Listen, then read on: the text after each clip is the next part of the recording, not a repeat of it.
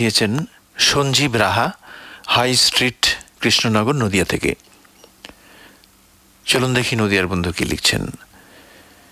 সে একদিন গেছে। ডিসেম্বরের প্রথম দিকেই আমাদের বার্ষিক পরীক্ষা শেষ হয়ে যেত। তারপর শুধু ছুটি, ছুটি আর ছুটি।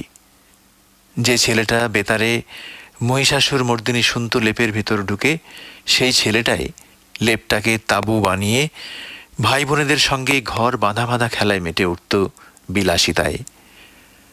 ডিসেম্বরে শীতের সকালে কেমন ঠকঠকিয়ে কাঁপতে কাঁপতে উঠেই দেখতাম বিহারি জমাদাররা আগুন জ্বালিয়ে হাত পা সেঁকছে।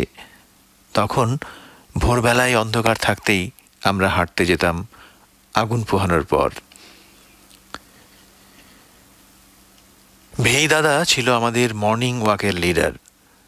রাস্তায় চারপাক খেয়ে আমরা লাইন লাগাতাম অঞ্জনা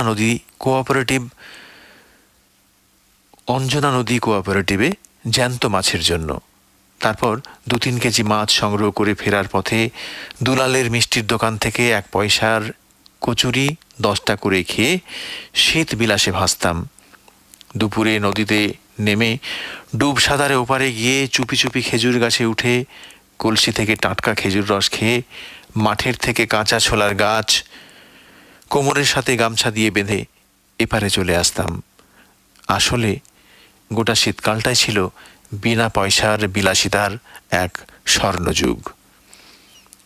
এ বলেই চিঠি শেষ করেছেন সঞ্জীব রাহা। লিখেছেন হাই স্ট্রিট, কৃষ্ণনগর, নদিয়া থেকে। ধন্যবাদ বন্ধু। ভবিষ্যতেও স্মৃতিচারণা করবেন আমাদের সঙ্গে, এই প্রত্যাশা নিয়ে চলে যাব পরের চিঠিতে।